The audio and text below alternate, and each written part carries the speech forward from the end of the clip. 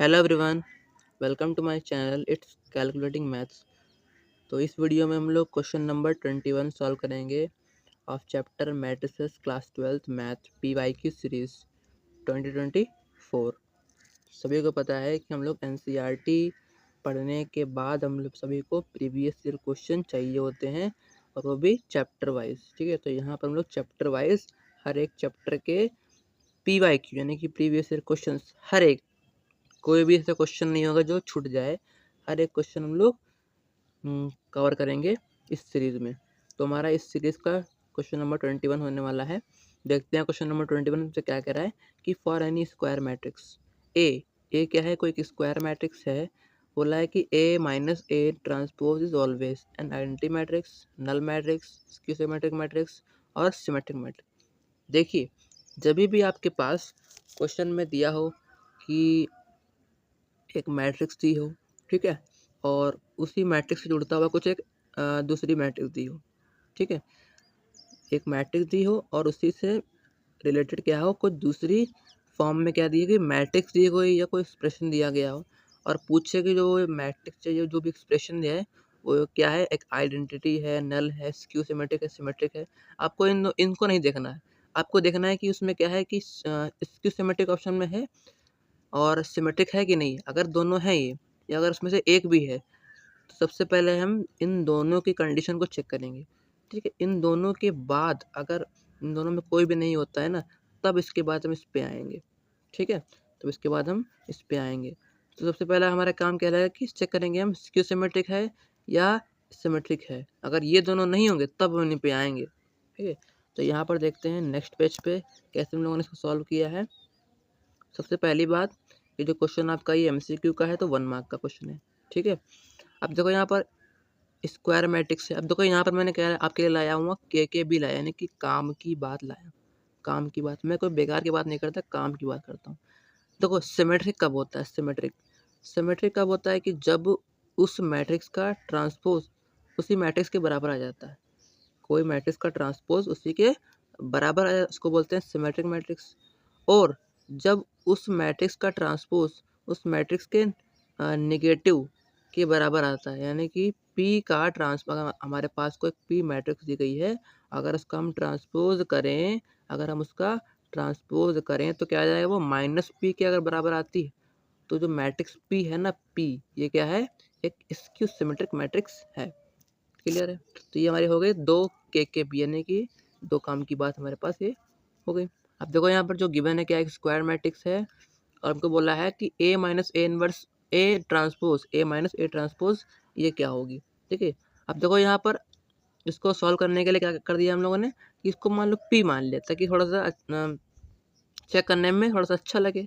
अब देखो क्या करेंगे कि इसको मान लिया हमने P, अब क्या करेंगे इसका ट्रांसपोज करेंगे। इसका ट्रांसपोज करने पर देखते हैं कि ये P के बराबर ही आता है या माइनस P के बराबर आता है। तो जब हमने इसका ट्रांसपोज किया तो यानी कि इस पूरे का ट्रांसपोज होगा तो A माइनस ए ट्रांसपोज का होल ट्रांसपोज। अब देखो यहाँ पर एक और आपका फॉर्मूला क्या होता है कि अगर हमारे पास लिखा हो A और यहाँ पर आपको साइन लगा हो चाहे प्लस का चाहे माइनस का और प्लस बी लिखा हो, उसका होल ट्रांसपोज बोला जाए, तो यहाँ पर क्या हो जाएगा हमारे पास जो ये खुल के आएगा ना, क्या आएगा A transpose plus minus B transpose, यानी कि यहाँ पर क्या जो ट्रांसपोज जो होता है ना वो डिस्ट्रीब्यूट हो जाता है। क्या हो जाता है, डिस्ट्रीब्यूट।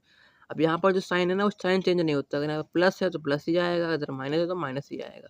तो यहाँ पर देखो यहाँ पर क्या है, माइनस है, क्या है यहाँ पर माइनस है। तो देखो जब यहाँ पर माइनस है तो यहाँ पर माइनस ही तो आएगा। तो यहाँ पर देखो अब यहाँ पर डिस्ट्रीब्यूट हो जाएगा, यानी कि ए ट्रांसपोज माइनस ए ट्रांसपोज का ट्रांसपोज, क्योंकि यहाँ पर इसके पहले ट्रांसपोज लगा हुआ है तो इसका भी तो ट्रांसपोज होगा ना।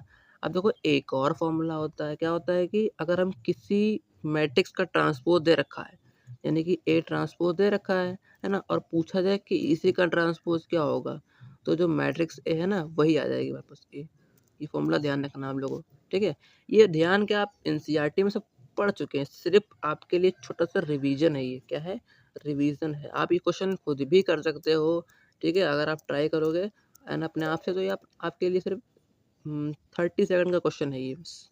ठीक है, अब देखो यहाँ पर क्या हो गया, A inward sorry A transpose minus A transpose का ट्रांसपोज क्या हो जाएगा आपका, ए बचेगा। अब देखो यहाँ पर अगर हम क्या करें, अब देखो यहाँ पर ये तो पी के बराबर तो आ नहीं रहा, पी के बराबर तो आ नहीं रहा। अगर हम यहाँ पर क्या करें, इसमें से माइनस साइन कॉमन ले लें, अगर माइनस साइन कॉमन ले लेंगे तो जो प्लस है वो माइनस हो जाएगा, जो माइनस है वो प्लस हो जाएगा।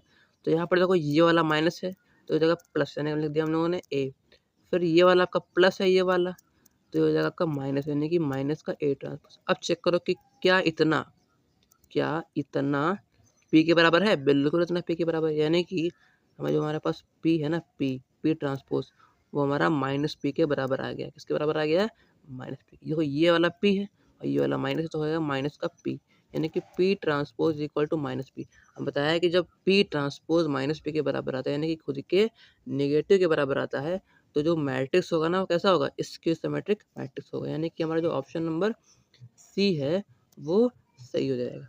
ठीक है, अब देखो यहाँ पर आपको सबसे पहले चेक करना होता है कि सिमेट्रिक है या स्क्यू सिमेट्रिक, बस यही दो चीज़ चेक करना होता है। 99% केस में यही होता है कि या तो सिमेट्रिक हो या तो वो स्क्यू सिमेट्रिक हो, जब भी ऐसे क्वेश्चन दिए होते हैं। ठीक है, तो आपको ये आइडेंटिटी नल इन पे नहीं जानना है। ठीक है, आइडेंटिटी नल हो गया, इन पे आपको नहीं जानना है। क्लियर है, बहुत। तो यहाँ पर देखिए ऑप्शन नंबर सी हमारा करेक्ट हो गया। तो इस क्वेश्चन की पीडीएफ आपको डिस्क्रिप्शन बॉक्स में मिल जाएगी। आई होप आपको ये सॉल्यूशन समझ में आया होगा अच्छे से, आसान भाषा में। ठीक है, तो मिलते हैं आप लोग नेक्स्ट वीडियो में, तब तक के लिए जय हिंद दोस्तों।